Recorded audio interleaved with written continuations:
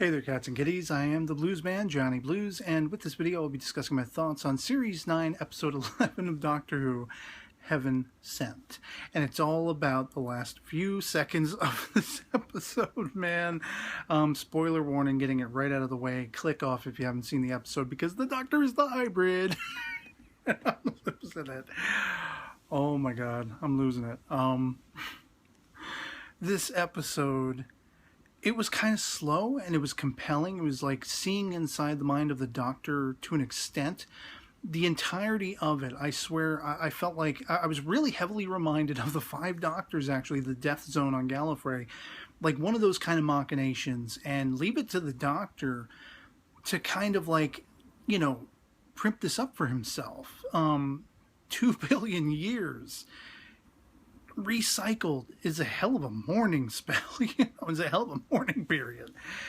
And his punching through, I forget what it was called, but that like crystalline wall, taking him that 2 billion years, and he thinks the TARDIS is on the other side, and it's just mesmerizing, like his going through this process. And then of course they speed it up toward the end, and I'm just like, is there gonna be a sense of finality to this? Is it gonna come to a close?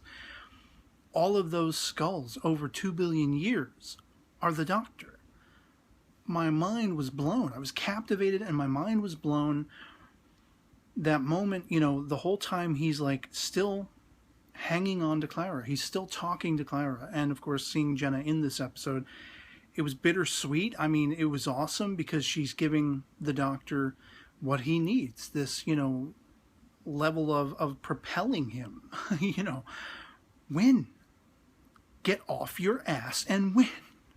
When she said that, like, had I had a drink in hand, I might have done a spit take. Like, I loved it. I want that on a t-shirt with her face on. You know, get off your ass and win, or whatever she said. The exact line of dialogue. I loved that. And I was intrigued by the episode. I didn't know where it was going. And, like, all the way building up to that last little cap at the end. I mean, seeing the Doctor trying to figure this out, seeing him, there were a couple of really good scares with this creature, you know, plucked directly out of a childhood nightmare, as he describes, of this woman who died or whatever it was. And when he's digging like a grave, I'm like, wow, there's sheer symbolism going on here.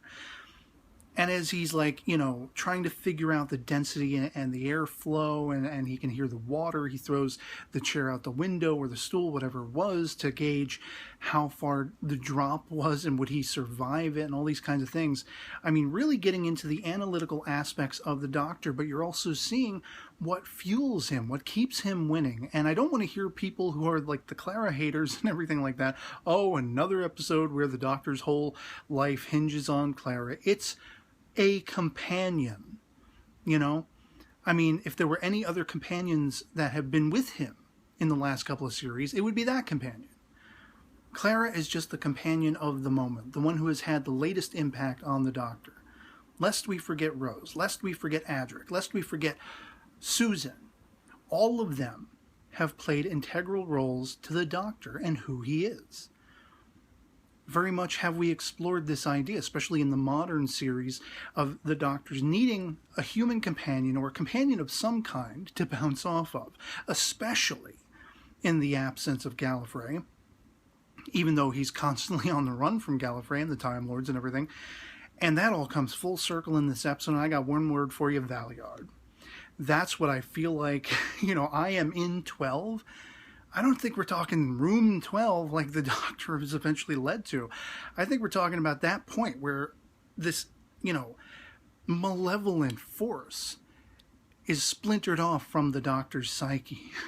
Because it looks like a wasteland of like the most chief atomic nuclear weaponized anything you can even conceive of, even beyond your wildest imagination, has been born in the Doctor in this mourning period.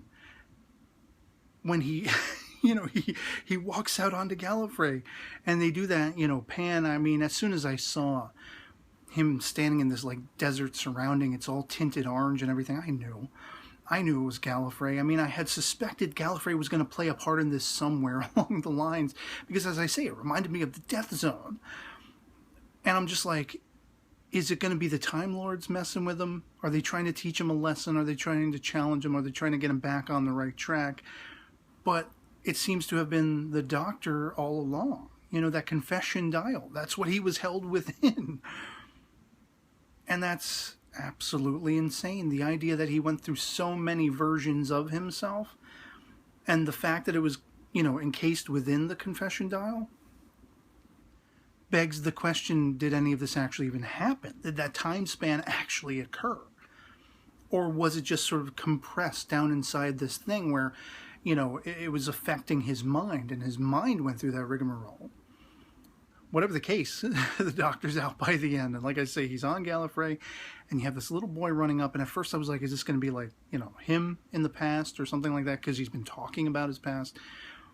But he tells his kid, when he tells his kid, go to the city, find someone important, tell them I'm back. And if they ask who I am, tell them I took the long way around. Fifth Doctor callback, if memory serves, but much more malevolent, much darker, and goosebumps. Like, my mouth dropped, and I started, like, chuckling like a schoolboy. I was like, oh, And like, I run to my sister's room before I even come in to record. I'm telling her, Doctor's the hybrid, Doctor's the hybrid. Oh, crap. And I explain the whole thing to her because she's not been actually following this series thus far as yet. Very tempted to get into it, when it's out on DVD, the part 2 of Series 9 on DVD. Because we watched all of part 1. We have the part 1 DVD, as you've probably seen in a former episode discussion video. But like, damn. I don't even know where to begin. And then, of course, the preview for the next episode. And sure enough, Time Lords aplenty, and looked like a weeping angel at one point. One, like, Time Lord guy's got, like, that weird TV screen face thing happening. And, there, for a second there, it looked like almost, classic console room. I've actually seen an image of this and wondering what the hell it's going to amount to. Like, is the Doctor getting a brand new TARDIS? And it's back to square one in a sense? Which would be compelling, I gotta say. But I'm wondering if this is another internal struggle. The whole episode, this whole episode has been the Doctor's internal struggle. And coming out of it, it's like, oh man, it's just like tantamount to being akin to the Master. That's why I'm so harping on Valyard feeling like the idea of a dark aspect of the Doctor finally being pushed over that edge. And I'm sure you're going to have plenty of people complaining that, Clara may have played a role in that. I don't care. Bang on. I loved Clara. I'm going to miss her. I don't think we're done with her as yet. I think we're going to see a little more Jenna in the finale. But I think beyond that point, we got the Christmas episode coming. And, we know who's showing up for that one. Or at least one of them. One of the former, I guess you could say, companions in a sense. And I'm excited for that. I can't wait to see how this unfolds in the finale for this series. All through the series, was wondering how impactful this referencing back to the hybrid was going to be. And I had some doubts as to, like, how important a role that would play in the story. I didn't know, obviously. Because every step of the way, they referenced the hybrid thing, and I didn't think it was going to be this explosive. Gallifrey is back. The Time Lords are back. The Doctor is going to layeth the smacketh down on Gallifrey. You got the prophecy wrong. The Daleks aren't going to let you splice them with nothing. The Doctor is the hybrid. And of course, like, the one thing that I immediately thought of, the Paul McGann 96 TV movie, otherwise known as The Enemy Within, because there's that scene where he's explaining that he's like half human, I think on his mother's side or whatever it is. And so that's been something long debated in the history of Doctor Who, man. It's like, is all of this to validate that maybe there's an aspect of the Doctor that is partially human? Is it human and Time Lord splicing? Is there something even grander in scale? Like, we cherry-picked the most malevolent and foreboding aspects of all these different aliens, Centaurans, Daleks, Cybermen. Maybe they took essences and pieces of a multitude of different species that, the Time Lords and the universe has had to contend with, the Doctors had to contend with. Whatever the case may be, he puts on those glasses and it's like, you do not mess with this guy. You do not mess with him. If he doesn't want to leave you a tip, you let him go. You just, maybe he doesn't want to pay the bill. That's fine. See you later, sir. Don't let the door hit you on the way out. In fact, hold the door open for him, lest he destroy you. Oh my God, just mad, exciting. Because I didn't see one aspect of this coming. I didn't like any hints. I never would have imagined. I was expecting, I don't know what I was expecting, frankly, but I was expecting like some kind of creature or some kind of monster or Omega or something like that playing into this, and like the hybrid aspect would be sort of sidelined. Like that would just be a clue leading up to whatever the big bad or whatever the threat, whatever, the focus of the finale would be. And yet it stayed true to course, true to form. The hybrid aspect is of the utmost right now. It is tantamount to the finale. And as I said at the start, I'm still kidding about it. The Doctor's the hybrid. Oh my God, it's just mad exciting. I cannot wait to see this finale. I want, this like teleport time loop power so I can get the hell to next week already. I want to get off my ass, get the hell off my ass, like Clara tells him, and I want to see the next episode already. So yeah, that's where I'm left by the end of this one. Definitely missing Clara. Love that she played a role in this episode, as I say. I can't wait to see, I'm assuming we're going to see her one last time before everything is said and done, and we'll be moving on in a new era, in a sense, of Doctor Who will be beginning. And I think one lingering aspect of this episode that will hold over for me is Capaldi's being the one-man show for the most part in this episode, and how important that is at this point. Because for a lot of us, seeing Clara killed, essentially, seeing this character going bye-bye in the way that she did, the manner that she did, it's like this is a confidence boost. Because it's not like I had any doubt that Capaldi would hold his own without Clara. Each Doctor has rotating, sort of circulating in and out again companions from time to time. And sometimes there's this like, growth period where you just need to refamiliarize yourself, whether it's a new Doctor, a regeneration that has happened. And I was almost afraid they were going to do that. They were building up to that in this episode.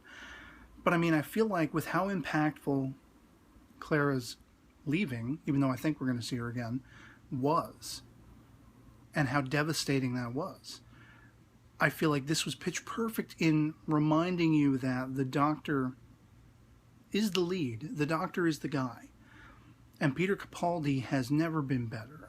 He just excels every single episode in this role. And if you had any doubt, even though a lot of this episode hinged on his communing in his mind with an aspect of Clara, that internal aspect of how he thinks of her, even though she was present to a point, it was still largely the Doctor. And by that point, it could have been any companion that he'd had in his history. And for that, for his performance in this episode, I think I heard, like an interview, or I read an interview, just an excerpt, where Capaldi was saying he was kind of nervous because he's on his own largely throughout this episode. And it's like, once again, as cheesy as it is, I'm brought to applause, sir. Mega applause. Because damn, with this episode, damn, with this performance, having me intrigued, pulling me in at that point when he's at the table and he's like eating soup or whatever it is, and he's like, I'm going to be here forever. And it stops him in his tracks. And he's still got that challenge, win. Find yourself and win. Find your confidence. Find your brain. Get off your ass. Win. and the way he comes out of this. Like I said, that's enough of my gush. It's just, I'm going to go watch it again. I'd love to hear from you guys in the comments below what you thought of Heaven Sent. And are you as penultimately excited as I am for Hellbent, the Series 9 finale, as well as if you want to, you know, sort of just cursorily talk about the Christmas episode, everything like that. Are you excited for what's to come? Did this episode, you know, interest you, compel you, intrigue you? Did it draw you in? Were you excited by it? Did you enjoy it? Or otherwise, you know, anything goes in the comments below if you largely found it uninteresting or, you know, not very exciting. I always love hearing from you guys, having the conversation. So yeah, as I say, enough of my gushing. Gonna go watch it again, and I'll catch you all later. Peace.